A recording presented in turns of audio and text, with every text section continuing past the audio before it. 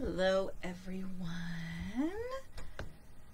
I hope everyone is having a beautiful day. Oh, my dog just walked in. Hi, Roman. Hi, Roman. Hi.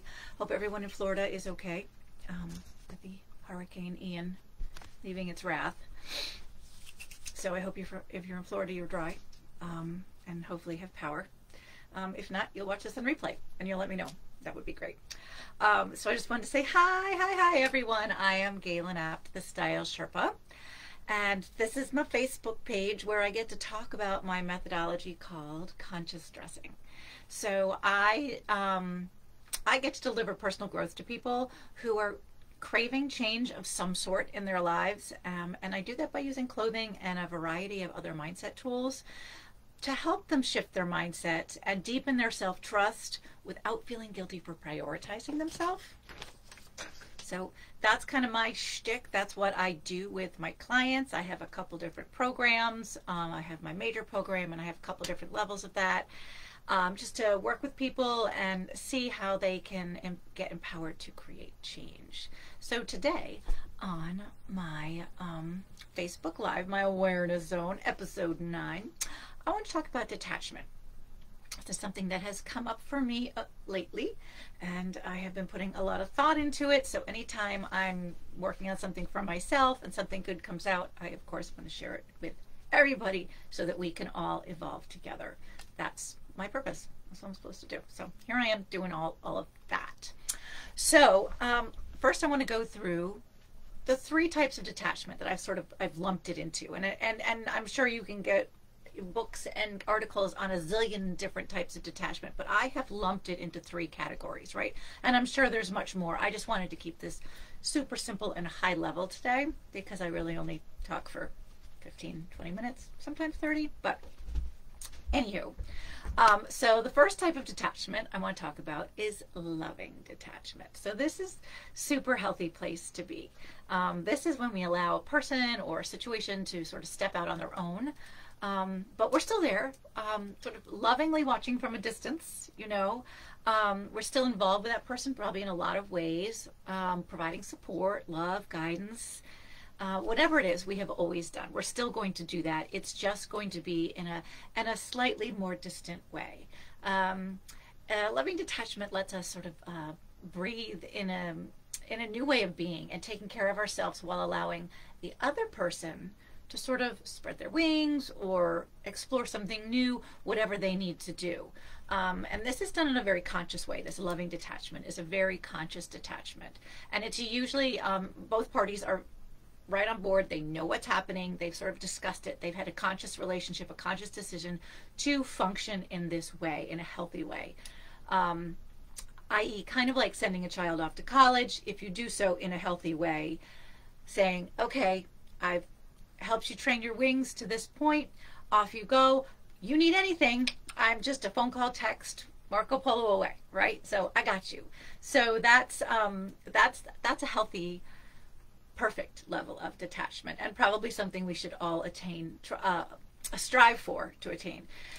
And I actually was just reading a really good blog post last week about and I'll actually put it in the comments, but it's by Rose Hahn, and it's on non-attachment. And it's a really beautiful piece, beautifully written, highly worth the time to read. It's just like a 5-minute read. But it feels really aligned, the non-attachment under the loving detachment. So I definitely would recommend that read. So I'm going to try to remember to put that in the comments. Okay. So the next level of detachment, that the next category is protective detachment. This one's a tricky one. So this is when we're feeling the need to protect ourselves from emotional discomfort of a situation. So our survival archetypes, our instincts have most likely been triggered in some way. And we're instinctually pulling away to protect ourselves from further hurt. We felt the hurt, or we know it's coming, and we're just like, nope, and we're putting up those walls. We're usually still involved with that person or relationship or scenario, but every interaction comes from a much more distant place. And this level of detachment is usually done by one party unconsciously, but then will likely trigger the other one to behave the same way. because they'll be like, well, this person who's important to me is detaching and I don't understand what's going on, so I'm going to protect myself. So all of a sudden you're both going, you know, and it drives a wedge into the relationship, because there's lack of communication and incorrect assumptions. Think family slights, romantic relationships, frenemies, things where it's easy to tell yourself stories that aren't correct. And so we have this protective detachment, and that can be a tricky one. And then we have what I call destructive detachment. And I know this isn't always necessarily the case that it's destructive, but it can feel destructive when you're going through it. Sometimes it's necessary. So what I'm considering destructive detachment is where we purposefully end a relationship. Usually an argument, disagreement, a misunderstanding has blown up due to complete lack of communication and unwillingness to understand the other side. Just, nope, everyone's drawn a line in the sand. You go your way, I'll go mine. There's a conscious shutting out of the other parties, and everyone is aware that this has happened, and they know what has happened. There is a distinct event that has happened, and everyone's aware of it. Again, think big family rift, not just a family slice, but a big rift, friend circle breakup, romantic relationship, a toxic work relationships, toxic any type of relationship. And so that's why I say, yes, if there's a toxic relationship, it is important to detach. But not all of this is toxic, but most destructive. I call it destructive for a reason, because it is really hurtful. I think probably most everybody has been through every level of these types of detachment, I think, is my guess. Whether you know it or you don't know it, you've probably been through them at some phase. I'm just going to take a pause here and look for comments, see if anybody's popped on. Not yet. Okay, it's all good. So in order to successfully detach, we have to feel safe to do that, right? So understanding yourself on a deeper level allows you to see when you have entered the protective detachment and may be in danger of heading to destructive, because those two things can go very quickly from one to the next if it's not caught. And unfortunately, that's really sad, because most of the time, if you're in protective detachment, it's just a matter of communicating and reaching out and working on it to save things and get things back to where they need to be, either to loving detachment or to reattaching to whatever the scenario is. So I use conscious stressing for this big time. This is a huge level of support for me. So, having your wardrobe and your mindset in a supportive state to help you create that safe environment for you to do the work of loving detachment. So let me give you some examples. So examples reach. So loving detachment. This is usually, it's very heart-centered. It's a very heart-centered thing to do, of course, because of love, and love comes from the heart.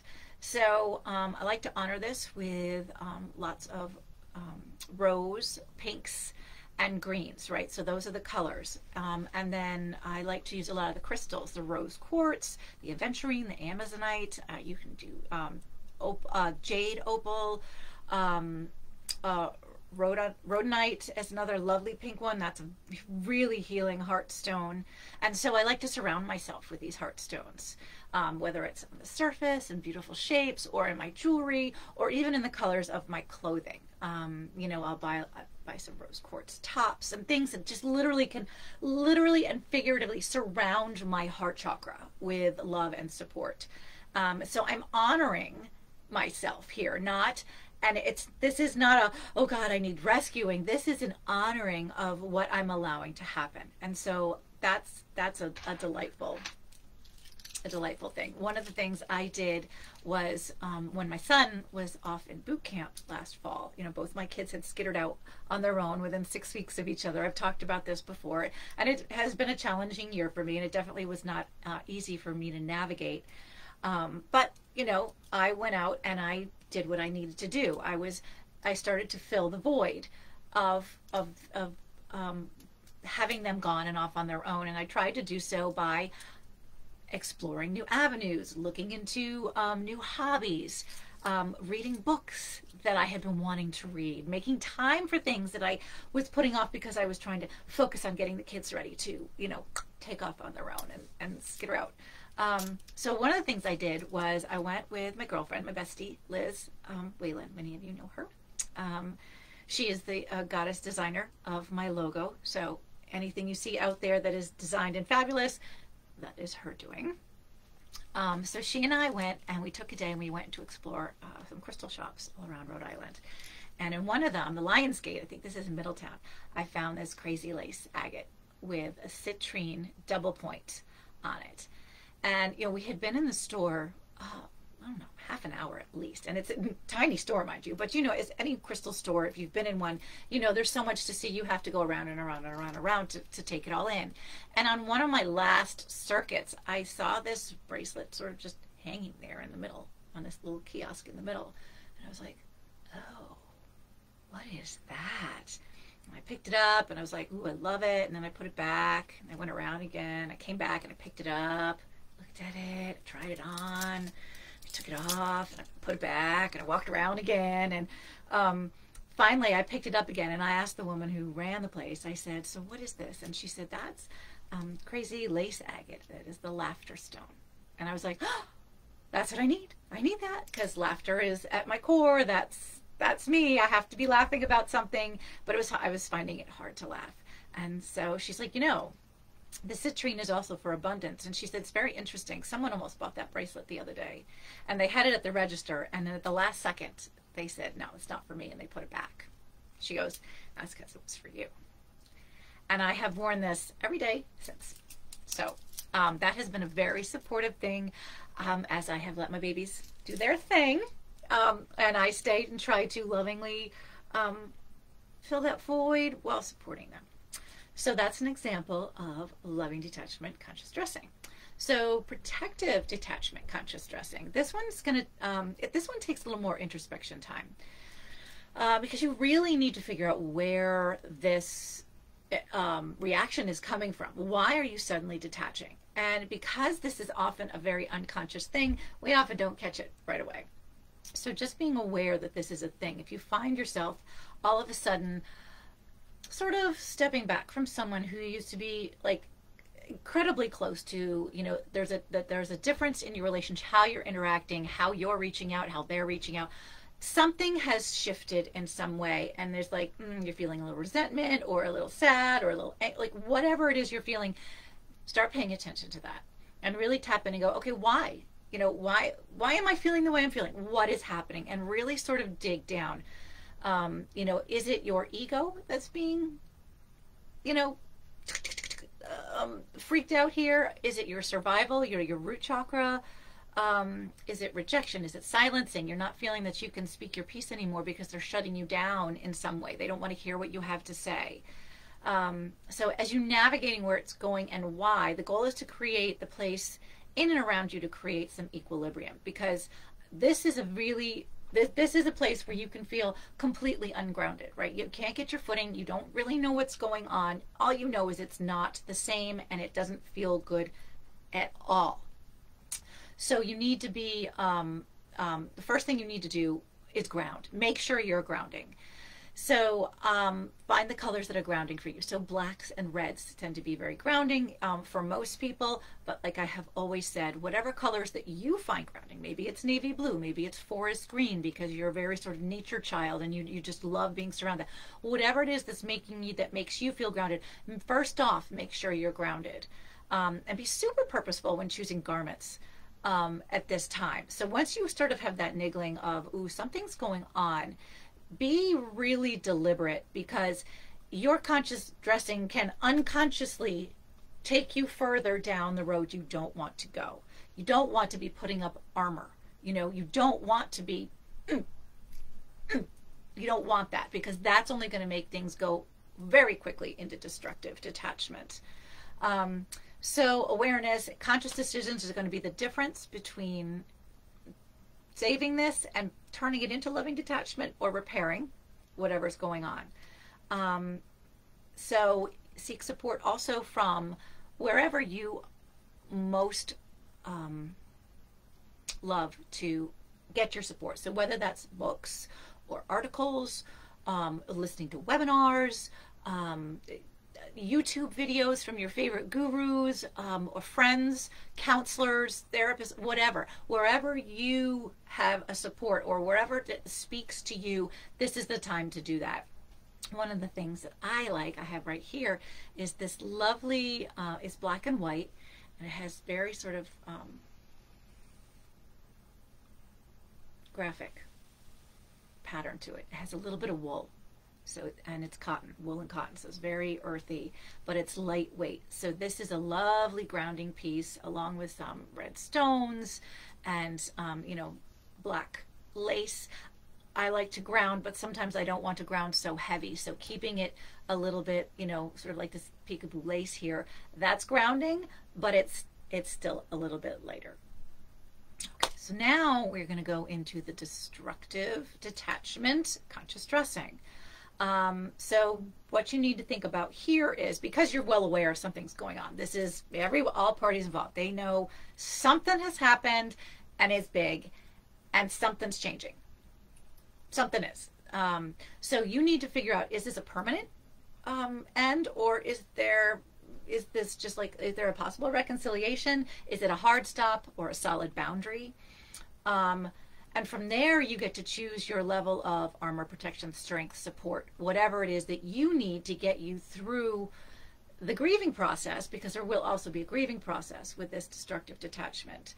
And so you have to figure out, what does that look like for you, right? So what does this level of support, does it mean you show up in power outfits all week and then collapse on the couch in your coziest, snuggiest, biggest, baggiest clothes? Or do you require a little more balance and you need a soft strength, but also comfort, all in the same day? And so you need to really sort of tap in with that, because this is all a very conscious thing. It's going to be a little bit easier to pay attention to what you need. And I am going to tell you that when you do pay attention to your needs, especially during a destructive detachment phase, it's really going to help you feel less alone and less like it's the end of the world, because the ends of relationships are, no matter what they are, and even if it's the end of how a relationship functions, and maybe the relationship is going to continue, it's just going to continue in a different way, there's a grieving process. It's just hard. Change is hard, and we all, our brains sometimes take a while to catch up with our spirits and our hearts and everything else. So as with anything in life, knowing yourself and how you're affected by these things and what you need to support yourself makes everything easier to navigate. Everything.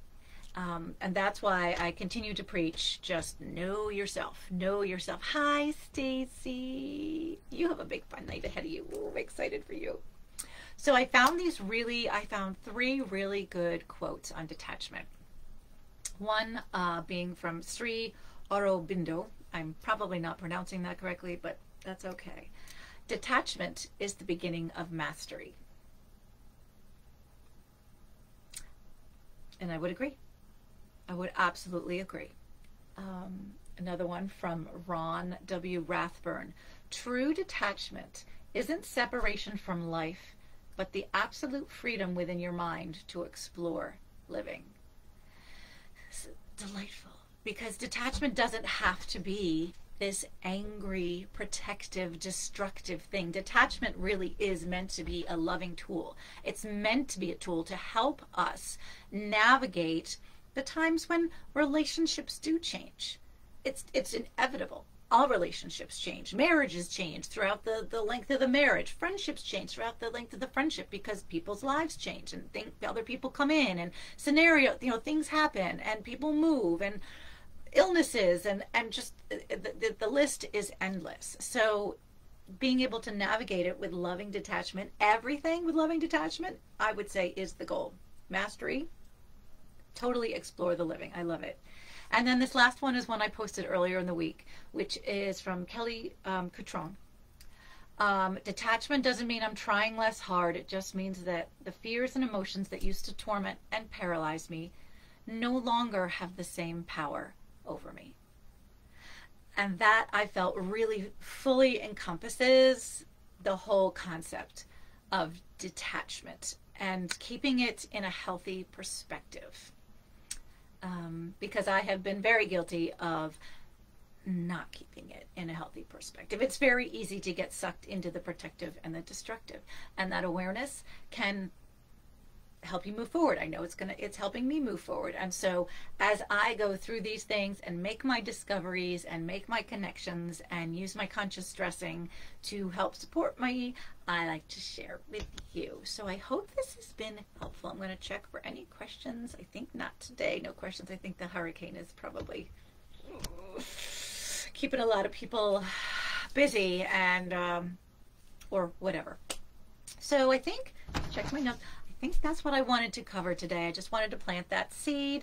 If anybody wants to have a conversation about detachment, or you have any cool articles that you've read and you want to share, definitely share them in the comments. I love to hear anybody else's take on it, because I know I'm always looking for information and things for myself, and then also to share with everybody else. So if you're watching this on the replay, show me a little love and give me a hashtag replay so I can see who's watching it when, and that will also help me decide different times to do these. If you also want to tune in live, I want to make it an opportunity for people to interact if they so desire.